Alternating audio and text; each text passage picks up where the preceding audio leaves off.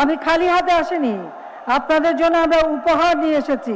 এই কিছুক্ষণ আগে আপনারা দেখেছেন আমি কতগুলি প্রকল্প উদ্বোধন করলাম, যার মাধ্যমে আপনাদের এই অঞ্চলে প্রত্যেকটা জিনিসের উন্নয়ন যাতে ত্বরান্বিত হয় সেই ব্যবস্থা আমরা করে দিয়েছি।